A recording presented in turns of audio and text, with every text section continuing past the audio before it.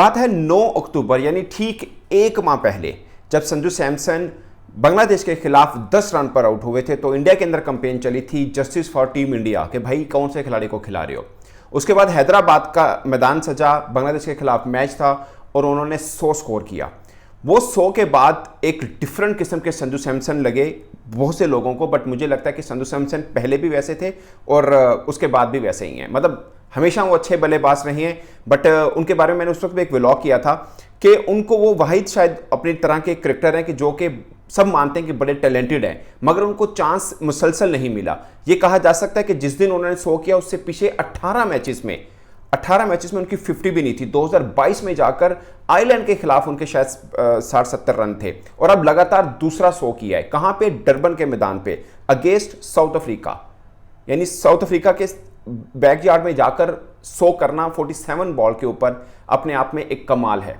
और ये team India के लिए क्यों जरूरी है, बल्कि इंडिया क्रिकेट के लिए क्यों जरूरी है, वो इंडिया क्रिकेट जिसके फैंस थोड़े मायूस थे कि भाई 3 टेस्ट मैचेस की सीरीज हम अपने घर में हारेंगे। अच्छे वो टेस्ट है, ये T20 है, टोटली डिफरेंट, और टीम भी काफ़ी हद तक डिफरेंट है, इसमें ऑलमोस्ट न्यू टीम है। मगर ये इंडिया को भी अब इस चीज़ को सोचना है, मतलब बाई चांस ऐसा हुआ कि T20 की नई टीम है इनकी, बट इन्होंने जीत ली। कहां पर? साउथ अफ्रीका के डरबन। देखिए कोई भी टीम है, वो चाहे जिम्बाब्वे ही क्यों ना हो, अपने घर के अंदर तगड़ा खेलते हैं, सभी अच्छा खेलते हैं क्योंकि उनको जिसे कहते हैं ना नापे होते हैं, और डरबन उनका एक तरह से मतलब हंटिंग ग्राउंड टाइप माना जाता है, हर टीमों को फंसाते हैं वो।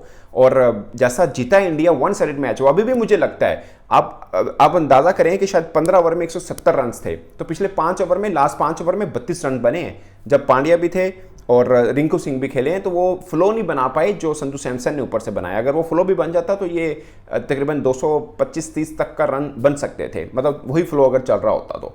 ये 1 सिंगल मैन शो ऑफ कह सकते हैं संजू सैमसन का, मगर कमाल खेलें, लगातार 200 उन्होंने किया है। और ये पीछे जो मैंने आपको थोड़ा सा बैकग्राउंड बताया वो इसलिए बताया कि हम साउथ एशिया और या एशिया की अब बात कर लें, बल्कि पाकिस्तान, इंडिया या बांग्लादेश, ये 3 कंट्रीज में यहाँ पे ये चीज़ चलती है, या टू सम एक्सटेंट अफगानिस्तान में भी चलना शुरू होगी। कोई प्लेयर थोड़ा सा फ्लॉप होना तो उसके ऊपर बात की जाती है जब उसको फेयर चांस नहीं दिया जाता। संजू सैमसन के बारे में मैं हमेशा कहता हूँ बेचारा पहले नंबर पर भी खेला, 6ठे नंबर पर भी, 6ठे या 7वें पे भी खेला हुआ है, और इस तरह से, और कोई कंटिन्यू चांस उस बंदे को नहीं मिला था कभी भी। कभी विराट कोहली रेस्ट कर रहे हैं तब खेल रहे हैं, कभी रोहित शर्मा रेस्ट कर रहे हैं तब खेल रहे हैं, फिर वर्ल्ड कप या कोई बड़ा इवेंट आता है उनको बैठा दिया जाता है, टीम में नहीं रखा जाता, क्योंकि मतलब उस वक्त ये होता है कि मेन टीम अब बननी है जी, और इसलिए संजू सैमसन की जरूरत नहीं है। तो अब आपका कॉन्फिडेंस थोड़ा सा वो होता है, बट अब लगातार 200 की हैं डिफरेंट कंडीशन में, डिफरेंट ओपोनेंट के सामने, और कमाल बल्लेबाजी की है। आईपीएल के अंदर तो बहुत से लोग उनको देखते भी और मानते भी हैं कमाल के वो हैं। और इसके अलावा बिश्नोई मुझे बड़े पसंद हैं, जो T20 में उनकी जो बॉलिंग है, मैंने अंडर 19 से उनको देख रहा हूँ, he is a very good T20 bowler. But मुझे लगता है कि शायद वो T20 तक ठीक है, वनडे फॉर्मेट के अंदर शायद उस तरह से वो उतने नहीं है। वनडे फॉर्मेट में फिर उनके पास वैसे भी कुलदीप आ जाता है और रविंद्रा आ जाता है, और ये मुझे लगता है, और अक्षर पटेल भी इनके साथ में है, साथ में चक्रवर्ती भी थे, तो कुल मिला के एक अच्छा इनका बना। बट मुझे लगता है कि साउथ अफ्रीका से ये उम्मीद नहीं थी कि बिल्कुल ही 1 साइडेड होगा। मैं देख रहा था 20 बॉलों पे 17 रन थे, 20 बॉलों पे 19 रन थे। किसके? क्लासन के, किसके?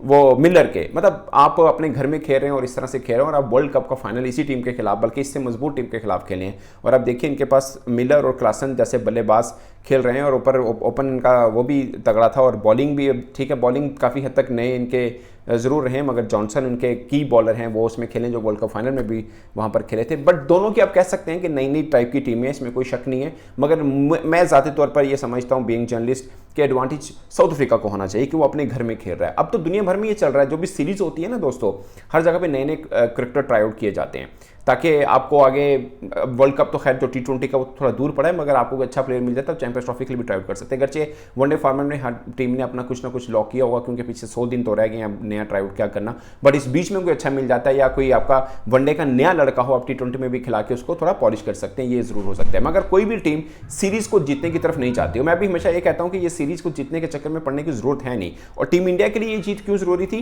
कि फैन थोड़े हुए हैं कि यार वो होता ना एक, जैसे कि शायद हमारे दिन मोड़ने वाले हैं कि हम एकदम जीत रहे थे और फिर अपने घर में न्यूजीलैंड से हारे थे, तो उस बीच में ये जीत उनके लिए बहुत ज़रूरी है, टीम इंडिया के लिए, मतलब इंडिया क्रिकेट के लिए और उनके फैंस के लिए, क्योंकि थोड़ा भरोसा रहता है कि टेस्ट टीम हारी। और दूसरे एतबार से मुझे लगता है कि एक तरह से जैसे बोलते हैं ना, ब्लेसिंग इन डिस्गाइज है कि हम नए लड़के दुनिया भर में आ रहे हैं ना, तो आप भी नए को ट्राई कर सकते हैं, नॉट इन T20 ओनली, मतलब टेस्ट के अंदर भी किया जा सकता है या वनडे फॉर्मेट में भी किया जा सकता है, क्योंकि नया है उसमें भूख प्यास शायद ज़्यादा होती है रन्स की, और वो थोड़ा सा बेहतर रहता है। आप पाकिस्तान का भी थोड़ा देख लें, हमारा हमारा चेंज या टर्निंग पॉइंट भी वहां पे हुआ जहां पे हमने अपने 4 मेन प्लेयर को रेस्ट दिया था।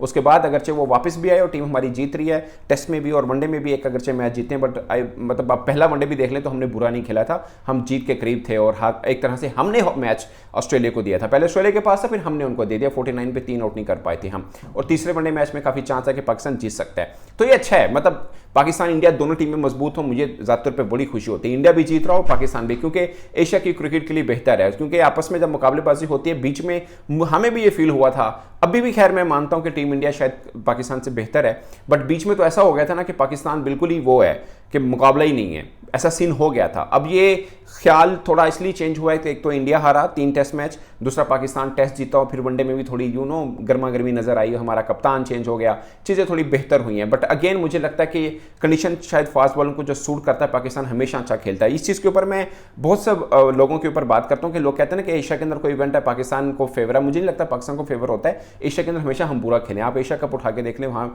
ओवरऑल रिकॉर्ड उठा के देखें, हमारा अच्छा नहीं है।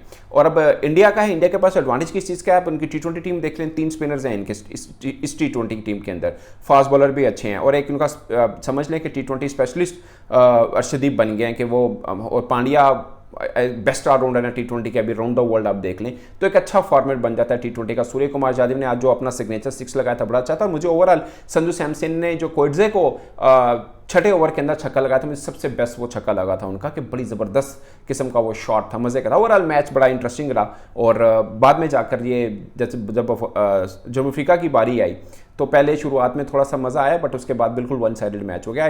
मतलब मुझे लगता था कि मैच होना चाहिए, भले 200 रन भी बन गए, मुझे था कि ये लंबा खींच के जाएंगे, खासकर जैसे क्लासन खेलते हैं, बट उस तरह की बारी वो ले नहीं पाए, मिलर भी मैच को आगे तक नहीं ले जा पाए। बट आई होप कि आगे सीरीज थोड़ी गर्मा गर्मी होगी। ऑफकोर्स साउथ अफ्रीका अपने घर में खेल रहे हैं, ऐसा नहीं होगा कि आपको वन साइडेड अगले मुकाबले भी मिले, और मैं चाहता भी नहीं कि वन साइडेड हो कहीं पर भी, भले पाकिस्तान ऑस्ट्रेलिया में खेल रहा है, इंडिया साउथ अफ्रीका खेल रहा है, या पाकिस्तान ने भी बाद में साउथ अफ्रीका ने, तो क्रिकेट फैन को चाहिए थोड़ी गर्मा गर्मी और मज़ेदार किस्म के। बट अगेन इंडियन फैंस को मुबारकबाद भाई, आप लोगों को जीत मिली है। आई नो कि ये जीत आप मुसलसल लेते ही आ रहे हैं, बट टेस्ट मैच की हार के बाद ये जीत आपके लिए कह सकते हैं कि एक तरह से एक नवीद है, एक खुशखबरी है एक तरह से। और Sanju Samson again my favourite, और बहुत से लोग जो मुझे रेगुलर देखते होंगे उनको पता है कि मैं संजू सैमसन को पहले दिन से ही कह रहा हूँ, बल्कि जब IPL चल रहा था मेरा ये मानना था कि ये जितनी भी टीमें जो मतलब उनके रजिस्टर्ड कैप्टन के अलावा जो कैप्टन थे, सबसे डिफरेंट कैप्टन मुझे जो लगे थे संजू सैमसन लगे थे।